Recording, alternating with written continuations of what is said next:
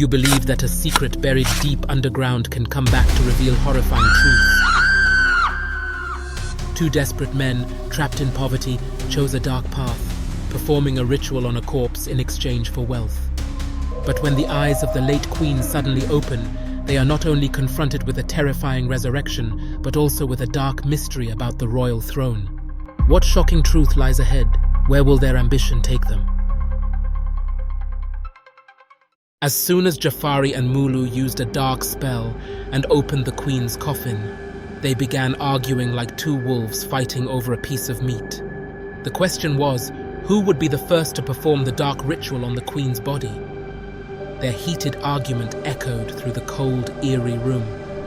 Suddenly, the queen's eyes burst open, burning with rage, her gaze so intense it seemed capable of melting steel. The queen was famous for her fiery temper and zero tolerance for any nonsense. She sprang up like a coiled spring and screamed, "Who are you, and why am I here?" Jafari and Mulu stood frozen, their faces pale as if they had seen a ghost. They were about to flee from the room, but upon realizing the queen was still alive, they stopped. Trembling, Jafari and Mulu decided to ask her a few questions. Their hearts pounded in their chests as they struggled to comprehend this bizarre situation. The queen, her mind foggy as if lost in a haze, couldn't remember how she had ended up in the hospital. The only thing she recalled was eating an orange slice before going to sleep. "I only remember the slice of orange I ate before sleeping," she said, her voice a mix of anger and confusion. Her memory seemed to float aimlessly, faint like a shadow on the edge of consciousness, teasing but refusing to come into focus. As she struggled to piece together her memories, her eyes widened suddenly, like a storm crashing in after a calm day. "I was once the Queen of Poma," she said, "and the King of Poma was not the true heir to the throne. I know his secret, and because of that, She hesitated, the sentence left unfinished, but the truth hung in the air like a thick fog. Jafari and Mulu exchanged confused looks. The room seemed to grow colder as the Queen's words gradually filled the space, slowly overwhelming them. They had unwittingly stumbled into a mystery far bigger than they had ever imagined. The shadows of the past began to close in around them. The Queen continued her story, her voice pulling them back into the past, as if the river of time was carrying them to Koba village, where everything had begun. In Koba village, she began, her gaze distant, there was a man named Kabu. Kabu was one of the loyal servants of the young King Langadi, a king without a queen. Kabu was the head of the servants, with access to many things in the palace, and his loyalty was never questioned. Kabu had a younger sister, Zulema, who also worked in the palace, caring for the king and his court. The queen's voice softened, tinged with sadness. Zulema was a kind-hearted and gentle girl, loved by everyone in the palace. She brought joy to the cold walls of the palace with her smile and kindness. But Kabu didn't know that their lives would be shattered by the very man they were most loyal to. King Langadi was a tyrant, the queen continued. He had a cruel habit of forcing himself on any servant girl he desired, without caring about their will. One fateful day, his vile desires fell upon Zulema, Kabu's sister. He forced himself on her, and in his violent act, he accidentally killed her. King Langadi kept his horrific actions a secret, forcing his servants to remain silent under threat. But this time, his brutality had gone too far. Zulema was dead, and the king panicked. He summoned Kabu and ordered him to take his sister's body deep into the forest and hide it. When Kabu arrived and saw his sister's lifeless body lying still in the king's chambers, tears streamed down his face, but he quickly wiped them away, fearing the king would discover their relationship. The queen paused, her breath heavy, as if the story still weighed heavily on her mind. Kabu, with a heart heavy with grief and rage, carried Zulema's body into the forest. He silently vowed to avenge her death, even if it cost him his life. As Kabu walked through the darkness of the forest, his heart filled with hatred. The trees around him seemed to whisper in his ears, reminding him of his vow. He swore he would bring justice to the king, no matter the cost. As his foot struck something hard, he looked down and saw a shimmering gem under the moonlight. The gem glowed with an eerie light, full of mystery. In his desperation and fury, Kabu picked up the gem. Instantly, a surge of mystical power coursed through his body. The ancient spirits of the forest whispered in his ear, granting him the ability to shapeshift and a deadly power that could send others into an eternal sleep unless awakened by another dark force. Kabu had now become a man of immense power, no longer just a loyal servant. He returned to the palace, determined to avenge his sister's death. His heart burned with hatred and his mind was filled with dark schemes. The ancient spirits of the deep forest had granted Kabu not only the power to shapeshift, but also control over deep sleep, a sleep that could last forever. He knew that he now had the weapon he needed to overthrow the tyrant Langadi. When he entered the grand hall of the palace, he found the king, drunk on royal indulgence, with no suspicion of what was about to happen. The king, sitting on his throne, lost in the splendor of the palace, was unaware that his fate was about to be sealed. Kabu approached, silent as a shadow in the night. The king, in a drunken stupor, ordered a servant girl named Nuru to fetch him a drink. The moment had come, and Kabu didn't miss his chance. Using his newfound power, Kabu transformed into a perfect replica of the king. When the real king looked up and saw his own image approaching, terror flooded his mind. But before he could utter a word, Kabu struck. Using the magic from the forest gem, Kabu cast the king into a deep sleep, a sleep that could only be broken by Kabu himself. When Nuru returned with the drink in hand, she froze at the doorway, eyes wide in shock as she saw two identical images of the king. The room seemed to freeze with tension. Kabu, in the form of the king, locked eyes with the real king and used the power of the gem. A dark force enveloped the king, causing him to collapse to the floor, sinking into an unbreakable sleep. But there was one thing Kabu hadn't anticipated. The magic of the gem could only be used once every 7 years. When he tried to use it on Nuru to erase all evidence, it failed. The ancient spirits had intentionally hidden this crucial detail, creating chaos as they desired. Kabu knew that if he let Nuru live, she could expose his secret. So he turned to threaten her. His voice was as cold as steel. "You will not speak a word of what you've seen here. If you do, I will kill you on the spot." To ensure her silence, Kabu promised to crown her as queen if she kept the secret. This agreement was both a promise and a trap, forcing Nuru into silence. Terrified, Nuru agreed. Under the cover of darkness, they took the king's body deep into the forest and buried him alive. King Langadi was entombed, with only Kabu and Nuru knowing the dark truth behind his death. Now, with the throne in his hands, Kabu plotted to rule with cunning and cruelty. Nuru was crowned queen, and the entire kingdom celebrated, oblivious to the dark truth behind the sudden change in power. In royal robes, Nuru stood beside Kabu, her eyes scanning the faces of the courtiers and servants. Though she had become queen, a nagging curiosity still tore at her. One question lingered in her mind. Who is the real king? As days passed, Nuru quietly observed Kabu, comparing his actions and habits with what she knew of the real King Langadi. But as time went by, no clear clues emerged. The fear of Kabu's punishment gradually made her abandon her investigation. Eventually, she accepted her role as queen. From a servant, she had risen to the heights of power and wealth. The palace, with its grand halls and lavish feasts, had become her kingdom. She embraced her new life, but she couldn't shake the truth about King Langadi's death that still haunted her mind. Meanwhile, Kabu grew more paranoid by the day. He knew that Nuru held the secret that could destroy him. Almost every night he tried using his magic to put Nuru into eternal sleep, but all his attempts failed. The spell could only be used once every 7 years, and now Kabu was trapped in this dangerous game. Despite Kabu's continuous efforts, Nuru remained unaffected by his dark powers. Beneath her obedient exterior, Nuru held strong, with a resilience that had helped her survive and maintain her position. And so, under the grand facade of the palace, a silent war between Kabu and Nuru unfolded every day. Both harbored their own plans, clutching their cards tightly, waiting for the right moment to reveal the truth. Though Kabu was powerful and feared, he constantly watched Nuru, knowing the fragile peace between them could shatter at any moment. Meanwhile, Nuru, though she had accepted her new life, couldn't shake the anxiety about the truth buried deep in the forest. As time passed, 7 years quietly slipped away like a flowing river. The real King Langadi remained trapped in eternal slumber, unknown to the world. Throughout these years, Kabu ruled the kingdom with an iron fist, though always haunted by the fear of being discovered. Though he sat on the throne and was revered by all, Kabu could never truly rest. The fear that one day his secret would be revealed hung over him like a ghost, never leaving his mind. Kabu ruled with dictatorship and cruelty, ensuring that no one dared to dig into the past or question the strange events that had occurred. Meanwhile, Nuru fully understood that Kabu's dark secret posed a great threat to the kingdom. She couldn't ignore it, but she didn't know how to act, as any mistake could lead to terrible punishment. As the 7 years passed, Kabu became even more paranoid.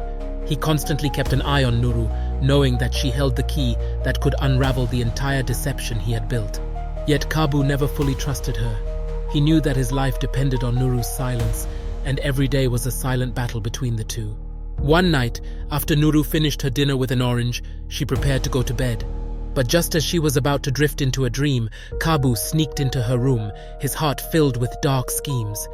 This time he was determined to succeed where he had failed so many times before. He cast his dark powers over Nuru, and with cold satisfaction, she immediately fell into a deep, endless sleep, just like what he had done to the real king 7 years ago. With his face twisted into an evil grin, Kabu stood watching Nuru's motionless body lying on the bed. At last he had eliminated the only threat to his throne. The next morning, he summoned the palace physicians. When they examined Nuru, their faces saddened as they announced that she had died in her sleep. Kabu, pretending to grieve as the sorrowful husband, arranged for her body to be taken to the hospital, promising to bring her back for a royal funeral. As the days passed, the palace was filled with whispers of sorrow and mourning over the queen's death. However, inside, Kabu felt a twisted sense of satisfaction. The only thorn in his side had been removed, and with Nuru's death, he believed his secret was now safe forever. He thought he had finally secured everything, but the truth was still waiting to be revealed. From a distant village, there were two men, Jafari and Mulu, living in poverty and misery. Their harsh lives offered no escape, and desperation drove them to seek out a notorious witch doctor, famous for his dark and powerful rituals. The witch doctor, an old man with snake-like cold eyes, listened to their pleas for wealth. After a long silence, the witch doctor finally spoke, his voice low and menacing. "There is a way for you to achieve unlimited wealth," he said. "But the price is high. You must sleep with a freshly dead body. Only then will the spirits grant you the wealth you seek." Jafari and Mulu exchanged worried glances, but greed and desperation triumphed over their fear. They agreed to the ritual, ready to do whatever it took to escape their impoverished lives. The witch doctor handed them a small vial filled with a dark liquid. "This is black magic," he explained. "Spray it on the corpse before you begin the ritual. This will bind the spirits and grant you the wealth you desire." With the vial in hand, Jafari and Mulu left the witch doctor's house, their minds torn between fear and hope. They knew the road ahead was filled with darkness and danger, but their determination could not be shaken. When Jafari and Mulu heard about a hospital in Poma where newly deceased bodies were regularly kept, they quickly devised a plan. They quietly snuck into the hospital in the middle of the night, slipping past the guards, and found their way to the morgue. The room was cold, the scent of disinfectant and death filling the air. The dim light cast strange shadows on the walls, heightening their sense of fear. As they scanned the room, their eyes fell on a body dressed in royal garments. It was Queen Nuru, lying motionless on a metal table. Jafari and Mulu moved closer, the vial of dark magic in Jafari's hand. When they sprayed the magic onto her body, a cold gust of wind swept through the room. Suddenly, Nuru's eyes shot open and she sat up with a gasp. Life returned to her eyes, like a bolt of lightning tearing through the darkness of the room. Queen Nuru's sudden revival threw Jafari and Mulu into a panic. They staggered back, their faces pale as if death itself had touched them. Nuru's eyes gleamed with a mix of anger and confusion as she stared at the two men before her. "What are you doing?" she asked, her voice strong but still tinged with exhaustion. Jafari and Mulu, trembling, couldn't utter a word. The room seemed frozen in a moment of tense silence. Then, realizing the only chance to save himself, Jafari stammered, We were told that we had to sleep with a corpse to gain wealth," he confessed, his voice trembling. "But we didn't expect you to wake up. We meant no harm to you." Nuru was still regaining her composure, but the anger inside her couldn't be contained. She looked at the two men with a gaze that was both pitying and furious. In Nuru's mind, the events began to piece together slowly. She began to realize that her return was no accident and that dark forces were orchestrating these events. Her mind whirled with a storm of thoughts, but at the same time, she knew her time was running out. She remembered Kabu, the magic he had used, and now she knew that he had used the same spell on her as he had on the real King Langadi. Nuru turned to Jafari and Mulu, both still terrified, and pleaded for their help. "I need your help," she said, her voice firm yet tinged with urgency. "The one sitting on the throne is not the real king. The real King Langadi was buried alive in a deep sleep. He, Kabu, has deceived the entire kingdom, and now we must uncover the truth." Though Jafari and Mulu's original goal was to seek wealth, they were moved by Queen Nuru's plea. They looked at each other, a silent agreement passing between their eyes. "We will help you, Your Majesty," Mulu said, his voice now steadier. "Tell us what we need to do." Nuru's eyes brightened, a glimmer of hope flashing in them. "First, we must find where Kabu has hidden King Langadi. He buried him somewhere deep in the forest, but I don't know the exact location." Jafari and Mulu knew this mission wouldn't be easy, but they were determined to help the queen uncover the truth. The three of them began their journey to find the forest where King Langadi had been hidden for 7 long years. The heavy atmosphere of fear and hope enveloped them. When they arrived, Nuru relied on her faint memories to guide them. They began digging through the thick soil, their hands trembling with both fear and anticipation. At last, when their shovels struck the coffin, the air seemed to go silent, leaving only the sound of their hearts pounding in their chests. They gently opened the coffin lid, and what they saw stunned them. King Langadi lay there, his body completely untouched by decay after 7 years. He appeared to be merely asleep with no signs of the ravages of time. Suddenly, his eyelids twitched and then slowly opened as he let out a deep breath, like a man just released from a long sleep. Nuru knelt beside him, tears streaming down her cheeks. "You are the real King Langadi," she whispered, her voice filled with emotion. King Langadi, weak and frail, began to recall the events that led to his deep sleep. He vaguely remembered that Kabu had betrayed him, casting him into a deep sleep using dark magic. With the help of Nuru and the 2 men, he slowly stood up, determined to overthrow Kabu and reclaim his throne. Together they sought out a renowned dark healer known for his deep knowledge of ancient magic. The healer, a wizened old man with eyes that seemed to pierce through souls, listened to their story intently. After a moment of silence, he nodded and began preparing a special spell to expose Kabu. "This curse will reveal his true face," he said, as he handed them a small, intricately carved charm. "But be careful, the false king will not easily relinquish his throne. You must be ready for a fight." With the charm in hand and their spirits determined, the 4 of them returned to the kingdom of Poma to confront Kabu and restore King Langadi to the throne. The air was thick with tension and the promise of justice as they entered the heart of the conspiracy and deception. Jafari, pretending to be a stranger, requested an audience with Kabu, the man currently masquerading as the king. Kabu, seated on the throne, surrounded by luxury and the smugness of someone who had deceived the entire kingdom for 7 years. He had no idea about the plan the group had devised. Jafari entered the grand hall with a confident stride, his heart racing with the weight of the mission ahead. "Your Majesty," Jafari bowed deeply, "I bring important news and a gift from a distant land." Kabu, filled with curiosity, leaned forward, his eyes gleaming with interest as Jafari spoke. In that moment, Jafari swiftly pulled the charm from his cloak and sprayed it directly onto Kabu's face. The effect was immediate and powerful. The entire room fell silent as Kabu's face began to morph, like a fabric tearing to reveal the truth beneath. His true face was revealed, no longer that of King Langadi, whom he had been impersonating. "Seize him!" Jafari shouted, his voice echoing through the great hall, capturing everyone's attention. "He is not the real king." The palace guards, initially stunned, quickly rushed forward and seized Kabu. He tried to resist, but all efforts were in vain. His elaborate scheme had come to a humiliating end. The real King Langadi stepped out of the shadows, his presence filled with the authority and majesty of a true king. The room fell silent as he stood before the court and soldiers. "People of Poma," he declared, his voice strong and full of justice, "the truth has been revealed. I am your true king, and this man," he pointed to Kabu, "has deceived us all. But now justice has prevailed."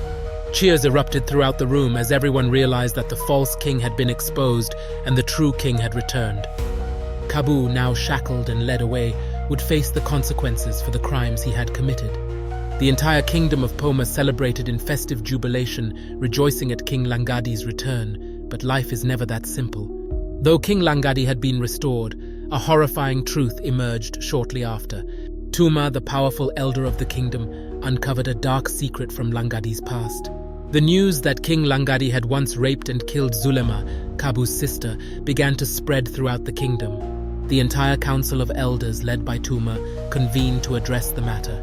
After many tense discussions, they concluded that such a grievous crime could not be overlooked, even though Langadi had just reclaimed his throne. Langadi was dethroned and exiled from the kingdom, forced to leave the land he once ruled in disgrace. Nuru, with her courage and wisdom, was chosen as the successor. She ascended the throne as queen, and with the support of the people, ushered in a new era for the kingdom of Poma. Under Nuru's reign, the country was restored, and peace and prosperity returned. Jafari and Mulu, after completing their mission, returned home to a new life, free from the dark rituals they had once sought. The story, Two Men and the Queen's Awakening, offers a lesson about greed, deceit, and the thirst for power. Kabu, driven by hatred and ambition, used cunning schemes to seize the throne, but in the end, the truth was revealed. The story reminds us that no matter how hard we try to hide it, the truth will always come to light, and wrongdoings will face consequences. Jafari and Mulu, initially tempted by greed, chose the right path when they decided to help Nuru. They demonstrate that even when we stray, we can redeem ourselves through right actions and moral choices. In the end, justice and accountability are always present, and no one can escape the consequences of their sins, no matter how much power or fame they hold.